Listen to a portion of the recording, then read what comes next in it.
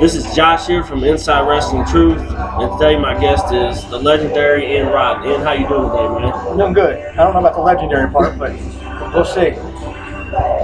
First, tell us where you're from and who trained you. I was born in Baltimore, Maryland, and was trained by Axelrod.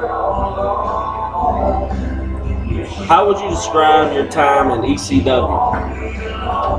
Huge learning experience. I mean, I was 23 years old.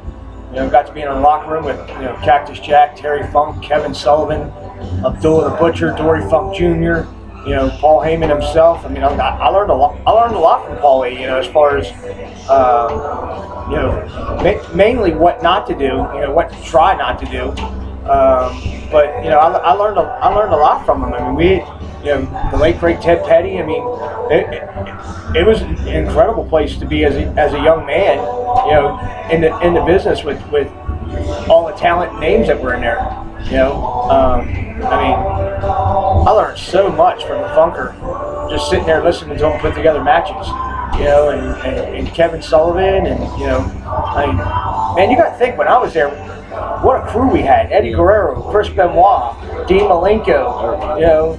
I mean, just Too Cold Scorpio, who to this day I consider the most underrated wrestler ever. If Scorpio was mixed or white, he'd be The Rock. Yeah.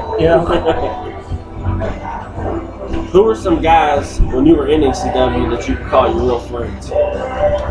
I have to definitely consider, Ted Petty, one of my true friends, mentor. Of course, he wrestled as Flyboy Rocco Rock. At one point, I thought Tommy Dreamer was a true friend of mine. Right up to the part of the night that me and Paulie got into it, that I quit. I felt Tommy had the opportunities to tell Paulie, he was doing wrong, and just really didn't speak up. I've always thought, me and Cactus have been real good friends. Of course,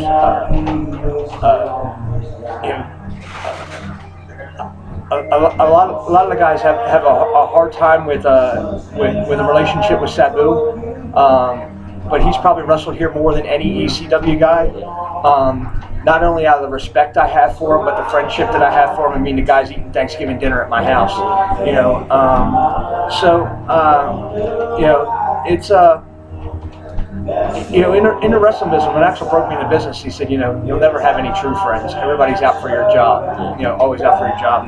And, I think that's what makes IWA Mid-South is because I try to take those politics out of things and make it where if a guy goes to another indie show and he sees somebody, you've been to the recent shows. Danny Cannon's a perfect example of that. Of guys being able to go and say, hey, Ian, you should use this guy and this guy and this guy because they're secure in their job. ECW sometimes was a little cutthroat, but I mean, Hack Myers was a guy I helped train with and stuff. The Shah. So I mean, as far as friends, those guys would be my friends. But I think as the entire locker room, you had acquaintances, and guys either you respected or you didn't, What was your favorite match in ECW?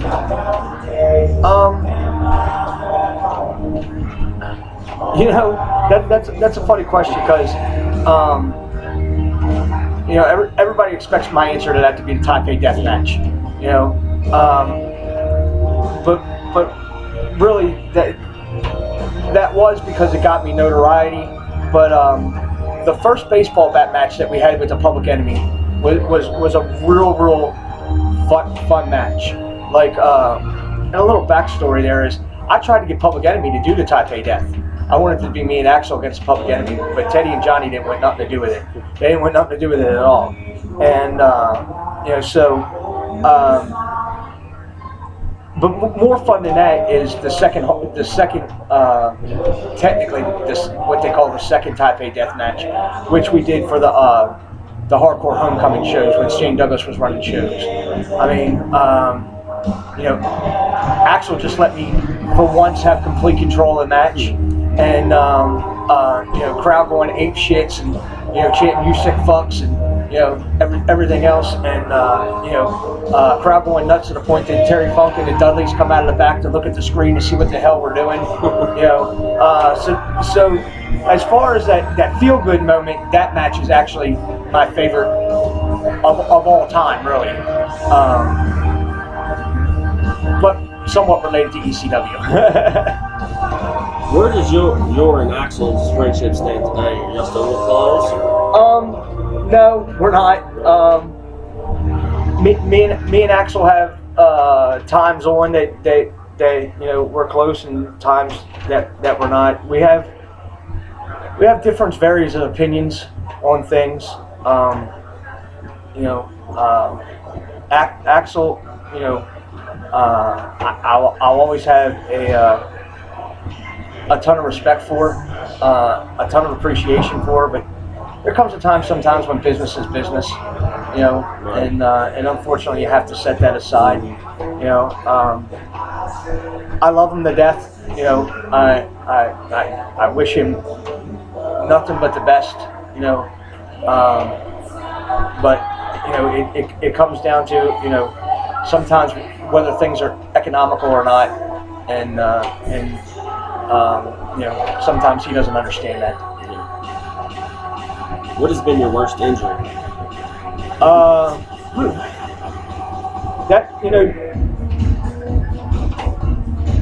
Really, the worst injury I've had is the injury that's really slowed me down since basically 2009. I was wrestling this goof, and I'm not even going to mention his name. But I was wrestling because I was making good money. I was coming underneath the ball wire. He hit me with one of these old Commodore 64 keyboards, the real hard plastic. Broke it in half over the back of my head, and the trauma of it crushed the nerve that comes out of my neck and controls my left hand. And herniated 2 discs in my neck. And as time goes on, it just gets worse and worse. Like this winter we're having here in Kentucky is like killing me, because of it. But other than that, Corporal Robinson dislocated my right hip one time in a match. He did a dive from a little too high than he thought it was going to be. He actually, instead of splashing me, wound up double stomping me through the table from like 18 foot in the air. And his foot landed right at the corner of my hip, blew my hip out. Out. And that was pretty fucking painful. The paramedics putting it back in was the worst. Yeah, but I couldn't even imagine. Tell us about how the old Kmart building came about, how that got started. Well, literally every Tuesday night after the Garden show, I started a hotline, it's one of the reasons why one of the guys that are here tonight, Bill Dundee, hates my guts. I started this hotline, and every Tuesday night after the Gardens, people were, God, I wish we had the ECW style wrestling. God, I wish we had the ECW style wrestling. So I heard through a friend of a friend that the people that ran the old Kmart building were not happy with Danny Davis because they weren't drawing any crowds, they weren't selling any concessions, things like that. So I went in there and I told them, look, I'm young, I'm hungry, I think I can do good business for you, and basically booted Danny, said, okay, this is yours as of now, and we went from 99 people on October 10th, 1996 to 300 on Thanksgiving night. So they were pretty impressed. How I grew the crowd pretty quick. So when was the moment you knew the IWA Mid-South was so special? The first show. I called the very first show to start something big. I mean, my wife, well, she wasn't my wife at the time, and my girlfriend and Bull Payne were both telling me, Lawler's going to take you out. He's not going to let you exist. You know, Bull Payne was like, that motherfucker's gonna have you out of business in 30 days. You know, and you know, I took the Bill Watts route and took his talent. You know, and because I always thought that's what closed down UWF. Was the NWA took all Bill Watts' talent, you know, including, you know, Sting and the Steiners and, you know, so on. And I took Eddie Gilbert, you know, they took all the top guys. Well, I took PG-13, I took Doug Gilbert, I took Tommy Rich, I took Stephen Dunn, I took Billy Joe Travis, I took Dutch Mantell, you know, because I was capable of paying them more in one night than they were making in a week at USWA. Maybe not Dutch, as far as that's concerned, but it freed Dutch up to do a lot of other things, you know, just wrestling the one time a week. You know, so I knew from the very beginning that I had the abilities to do stuff. Like I said, you know, I learned from Terry Funk. I learned from Paul Heyman.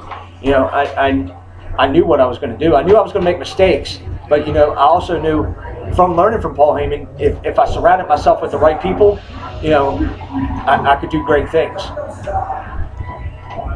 Tell the people that aren't from this area some of the names that come through the IWA Mid-South.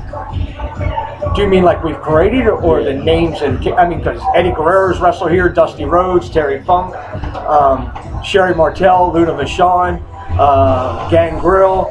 I mean, virtual who's who of the business. Harley Race, Abdullah the Butcher, Rey Mysterio Jr.,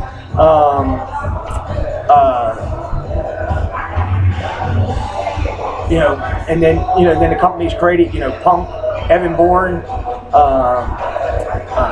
I guess he's Cesaro now instead of Antonio Cesaro. You know, Bryan Danielson wrestled a lot here, AJ Styles wrestled a lot here, Chris Sabin wrestled a lot here, Samoa Joe wrestled a lot here. I mean, you know, I could go on for quite some time, you know, and just you know, just the guys that have became, you know, like I tried to figure out what it would cost me to recreate the 2004 Ted Petty Invitational, and I was literally like at $500,000, you know, at what these guys are making nowadays. I was like, you know, of course Punk is the most expensive one, but I mean, I'm like, Jesus Christ, you know, I mean.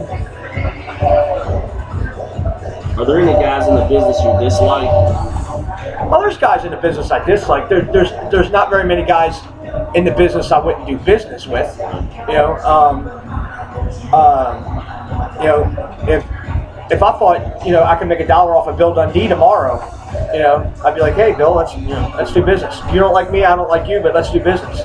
You know, which is funny because like some of the old USWA guys still got heat with me, but like Lawler and Jeff Jarrett don't. That's like what's so funny. You know, like when Mickey was down in TNA and stuff, Jeff Jarrett hugged me, shook my hand. You know, we talked about his grandma, and me and Lawler, you know, exchanged photos and stuff because, you know, I'm like a wrestling historian too. Like, no offense, Mike, but I bought some photos off the guy I consider the best wrestling photographer of all time, a guy named Scott Romer out of Indianapolis. Of the Lawler Kaufman match, and you know, and got him the Lawler and stuff, and I kept one and had him sign it for me and stuff, and you know, he was like, where did you get these? And you know, we started talking and stuff, and you know, matter of fact, we buried the hatchet when Lawler talks about the weekend that he was at a card show in Cleveland for the National when Stacy left him. That was literally when me and Lawler buried the hatchet. But no, I mean, you know, I can't fucking stand John Zanding. You know, I think he's a fucking liar and, you know, a fucking piece of shit. You know, but you know, he is what he is. You know, I don't think he ever cared about any of his guys. You know, that's why guys like Mondo and you know, Nate Hatred and Whitebeard and Lobo. You know, letting them do things. You know. He wanted J.C. Bailey to be the guy who went off the roof with him, and I was like, absolutely not. You know, that's not happening. You know, who's the stiffest guy you want to work with? Bull Payne. And I don't know if it was because at the time we were you know, really good friends, so we just beat the shit out of each other. But you know, I probably have a good 10 years taken away out of my career, out of feuding with that guy. Todd Morton's up there too. Todd Morton's a stiff little fucker also. If you could go back and work with one guy, who would it be and why? And work with them? Yeah.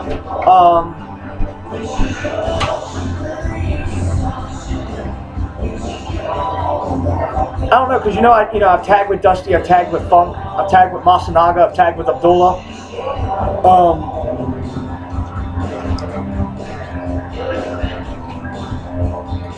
If I could go back and probably work one guy, it'd probably be Superstar Billy Graham. Or maybe Joe LeDuc. Billy Graham because he was one of my heroes growing up. And Joe LeDuc, I just think it would be cool. What's your thoughts on OVW? It's horrible. And D1W. I've never watched a D1W show. I've never watched a D1W show. I have watched OVW, and it's absolutely fucking horrible. I watch their television, and most of the time, 90% I'm like this.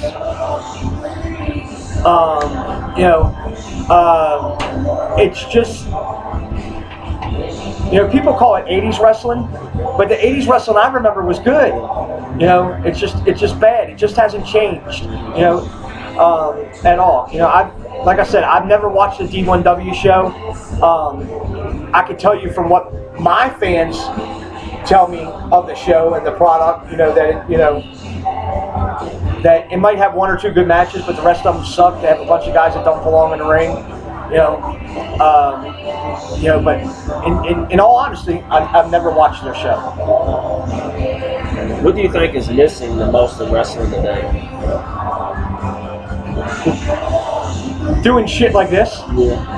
Really, being honest with you, kayfabe. Yeah. Breaking down the business. But it's already so far past that it doesn't. You either join it or you despise it and you're a bitter old man. Yeah.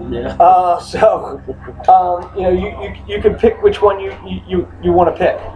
I choose to embrace it. I just don't like when fans try to talk to me smart. I hate when people, because of Facebook, makes me put my real name on there, because like when I signed up for Facebook, they were like, Ian Rotten is not a real person. So I had to put John Williams on that. I hate when people walk up to me at a wrestling show and call me John. At a wrestling show, I'm not John Williams. I'm Ian Rotten. Who are some guys you respect in the business more than any? Obviously Dusty. I'm really, really happy for Billy and Road Dogg. Those guys were two of my favorite guys that came into IWA. They worked hard. One night we were late getting out of the building. Next thing you know, I'm trying to pay Billy Gunn, and he's out taking down the ring. And this guy's Intercontinental Champion, 5-time Tag Team Champion, all that stuff, and he's out there taking down the ring. While these young kids are just sitting around, looking at each other. I have much love and respect for them. I'm so glad to see Tyler Black, Seth Rollins, and Dean Ambrose make it in this business. That they're two kids that haven't forgotten where they came from. And no matter what's ever been between me and Punk, I'm beyond proud of Punk. People, are saying Punk's acting like a spoiled brat and all this stuff. Punk's standing up for what he believes in, and that's what Punk's always been about. No matter what, that's what Punk's always been about. People have tried so hard to break that kid down, from these fictitious photos of him supposedly holding a beer and, all this other stuff. My mother remembers CM Punk as the kid that was sick and would not take Tylenol. That's how my mother remembers CM Punk. I'll say his name and my mother will be like, the kid that wouldn't take Tylenol? And of course, Bryan Danielson was one of my favorite people that have in IWA. I'm really glad to see, hopefully he's making a whole bunch of money and getting over from everywhere from ESPN to NFL Network, to TV. I just hope eventually the Fed gives him and his fans the payoff that he deserves. Yeah. Would you like to comment on New Jack? As he was hating a little bit on that. New Jack's a piece of shit, plain and simple. He's unsafe. I've never owed that guy a dime. I've sent him money when he's been broke.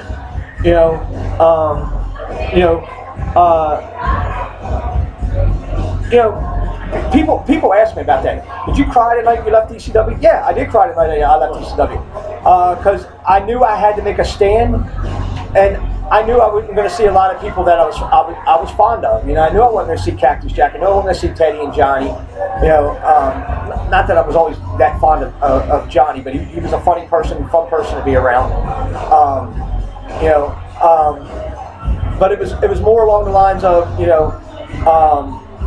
crying out of anger than sadness, because Paulie promised me something. I did the jobs that he asked me to. I was out there killing myself with that fucking barbed wire bat. At this time I had taken on my wife and her son. So I had a family. When you're basically paying me $133 a night, to go out there and you got these great big crowds and all that stuff. I mean, I'll never forget, Paulie's line to me was, Ian Rotten, if you can tell me how to pay you more money and keep this company afloat, do so. I said, well, you can start with not bringing in the Steiner brothers and paying them $1,500 a piece. Because we're going to put these people in there no matter what. We don't need the Steiner brothers to do that. I said, so that's $3,000 I just freed up there for you.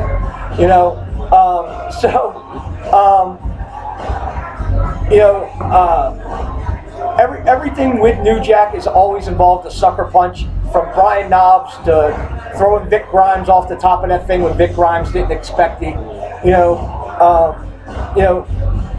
He's a piece of shit. Pushing a pregnant girl at one of the hardcore homecoming shows because she wouldn't give him a 7-Up out of the concession stand at the ECW arena. There's just all kinds of things. It's like I told Dustin Rhodes. I said, I had no idea how a woman that looks like Terry Runnels chose New Jack over you. But then again, now that I know you, I can almost understand it. But I mean, still,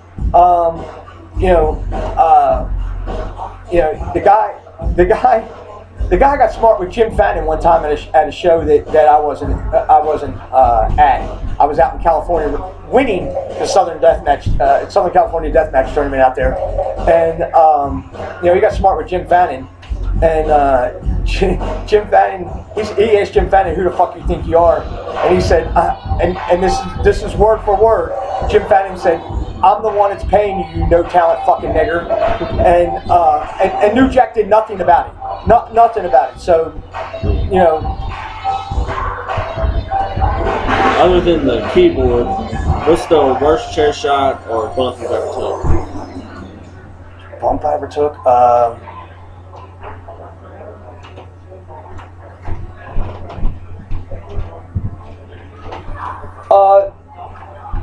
In Milwaukee, I came off this balcony gimmick, and I was coming down for an elbow drop, and my feet clipped the bar on the way down.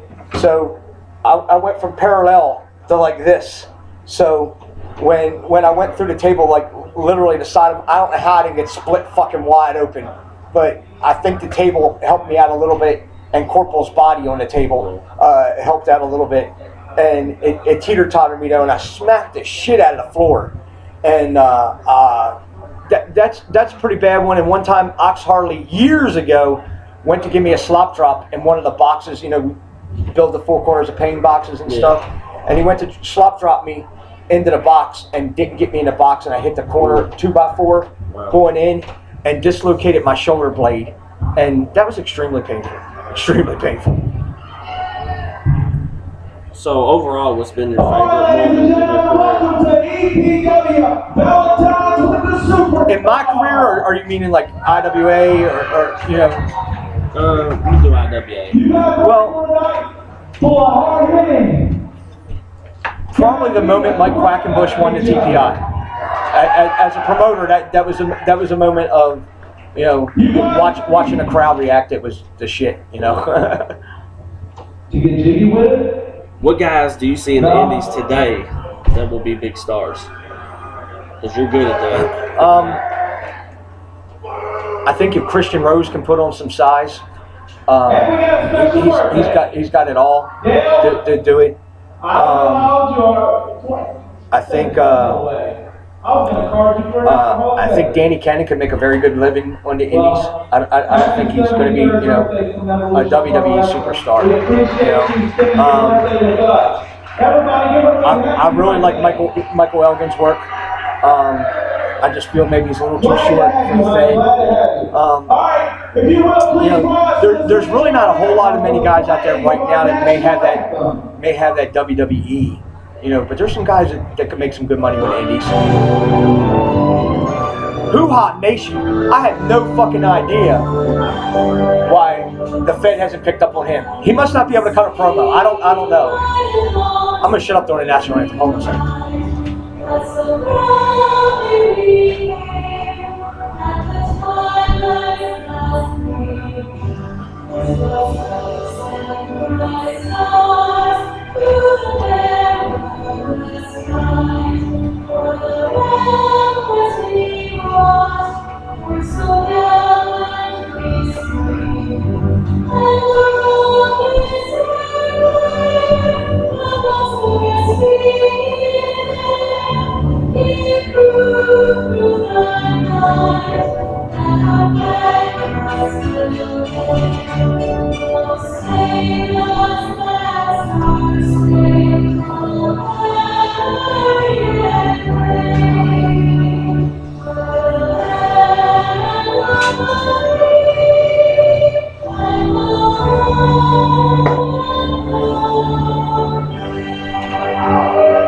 But as I was saying, Hoo Ha Nation is just absolutely incredible. I think eventually WWE is going to have to forget about the land of the giant. They're going to have to forget about guys being 6'2", because guys like Ricochet, Drake Younger,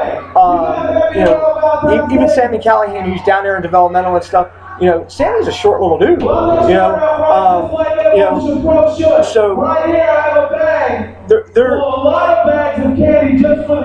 there's so many really good wrestlers, but the WWE is putting you out as so much. Forget about being a really good wrestler and be a sports entertainer, which in IWA we're trying to work with that also. Because a lot of guys, they can wrestle and they can make the crowd go ooh and they can go ah, but they forget that the crowd's not just there to go ooh and ah, they're there to go boo and yay. And some of these young guys forget about that, and that's something that we're trying to concentrate on. Have you ever been around any good locker room fights? Good locker room fights. Best one probably was Corporal Robinson and Knox Harley back in I guess it was '97 or '98, somewhere around there.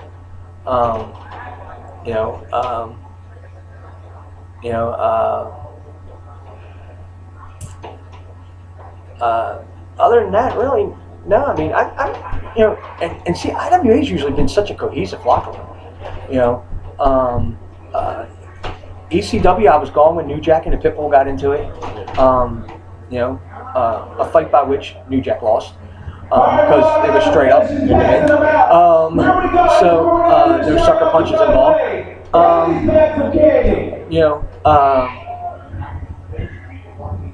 So no, not really. Now this next question you don't have to answer if you don't want to. All right. Sure. But is it true that people sent your wrestling matches to the police to try to get you in trouble? Yeah. They sent the Mike Levy incident, which was a total work. Dude knew it was coming. To the Sellersburg police. That's what you call it, right? Yeah. I've got 5 kids sitting right here. What was it like being the IWA Mid-South King of the Death match in '97 and 2001? 2001 happened by accident. Really. We had an angle set up with Pondo to face the winner, but the winner was supposed to be Psycho Sam Cody, but Sam Cody got in trouble for I think I'm not even gonna say what he got in trouble for because I'm not really sure, but it was something to do with an underage girl and drinking and driving or something along those lines. I'm not really sure and about it. Somewhere along those lines. Anyway, Sam didn't make the tournament, and so we had to go with somebody that the people would want to see in the Pondo feud. So I mean, basically, we literally had this conversation about who should do it, and we went with it. A lot of people give me heat over putting myself over on that, but let's see. I've won the Southern California Deathmatch Tournament. I don't own that. I've gone to the finals of the CZW Deathmatch Tournament. I don't own that. I've won 2 Hardcore Cups. I don't own that. I've gone to either the semifinals or the finals of the Carnage Cup. I'm a top-notch deathmatch wrestler.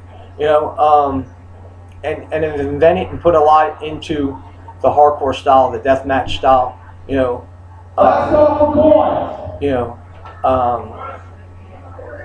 So when I look at it in an overall picture, I think I deserved it. I mean, shit. Look at the top 8 deathmatch me and Axel did. That still stands out to this day.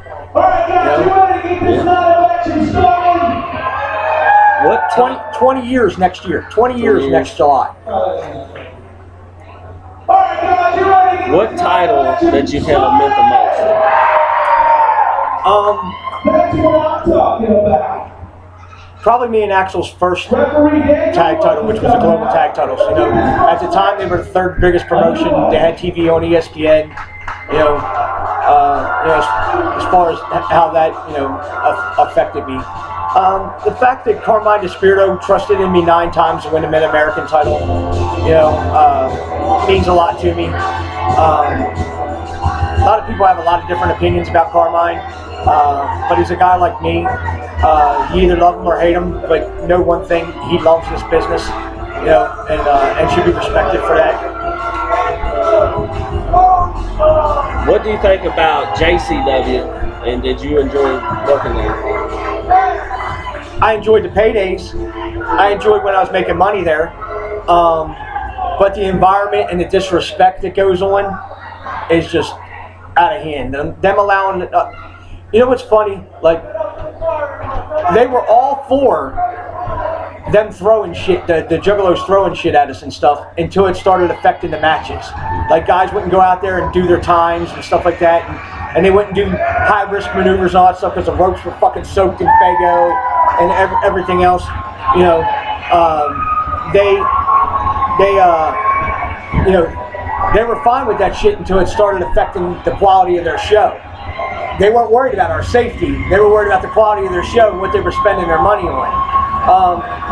But don't get me wrong, man. I had a lot of good times at the gathering, and Bloody Manias, and worked a couple times up at St. Andrews Halls up in Detroit. I think the clowns have just came bitter towards the wrestling business. And matter of fact, Violent J actually told me, he said, for so long, we were the guys that were known for the good paydays. He goes, now I want to be the tough payday, which I couldn't figure out because the hardcore guys always gave it everything we had. Yeah. I can understand not wanting to pay Scott Hall so much money or Sabu so much money. Or not even Sabu. Sabu deserves every penny he gets. But you know what I mean. Those guys. The fucking Rock and Roll Express and Kamala. Who are not going out there and doing hardly anything. But the hardcore guys are going out there landing in barbed wire and glass and all that stuff. I didn't understand taking that out on us. Because that's what the Juggalos want to see. Yeah.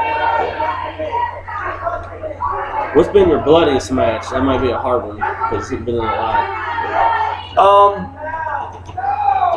Kip Morris, April Blood Showers, 1997. Blood was coming out of me so thick it looked like it was chocolate. Wow. It's the only time my wife has been visibly upset. Really? Yeah. What's your thoughts on WWE and TNA currently? I watch TNA very rarely, like I especially since AJ's gone. AJ was one of the reasons why I watched their show. You know, I can't stand Bubba. You know, okay, if you got good ideas, great, but stay the fuck off the camera. You know, and of course people might say that about me, but that's just my opinion on Bubba. I always thought TNA was going to be the alternative to WWE as far as trying to put on a wrestling product. And it seems like to me nowadays all Dixie Carter wants to do is be WWE. And you can't do that. You can't compete with them. You know, Vince and the McMahons are a wrestling family through and through, and that's what makes the difference. You know, whether it's Triple H running things, Stephanie running things, or Vince himself, they're all wrestling people. They grew up in the wrestling business. You know, they performed on the grandest stages. You know, Dixie Carter don't know fucking nothing about that. You know, go run your daddy's power plant or whatever. You know, I just think she harms a lot of really good people. As a kid, which guys did you follow growing up? Oh, everybody knows the answer to this, man. Dusty Rhodes. My dad, Dusty Rhodes, Bruno Sammartino, and Superstar Billy Graham were my guys. Even though Bruno lost to Billy Graham, like I became a Billy Graham mark after that. Like I accepted it. Like it was like I thought, oh, it's time for a change. You know, Bruno's getting old, and and Billy Graham was cutting those Dusty Rhodes-esque promos. You know, the Tower of Power, too sweet to be sour.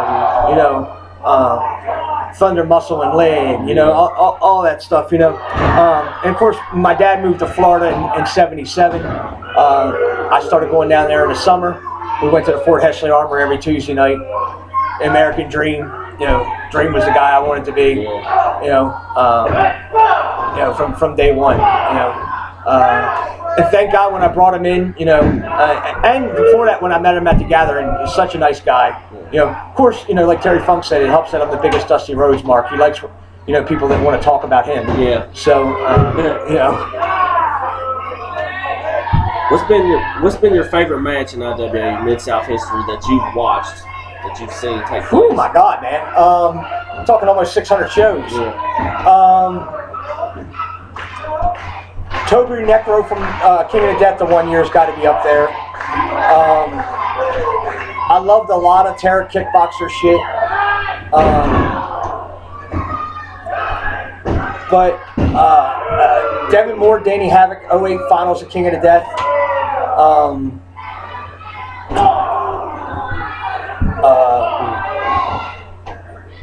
Masada Necro from Sunday Bloody Sunday down in San Antonio.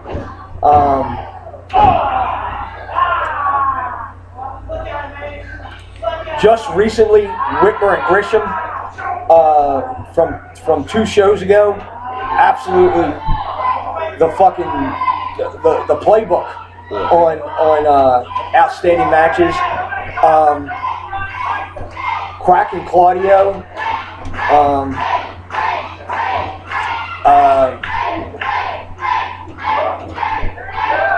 Wow, there's just been, Punk Hero, the Tables, Ladders, and Chairs match from the Charlestown building. Just so much. What was like Punk to work with? Was he pretty cool? As he got better, he got more difficult to work with, but consummate professional as far as going out there doing what was asked of him. He just kind of kept raising his price and raising his price and raising his price and raising his price, which, that's cool. He says I owe him a lot more money than I do, because,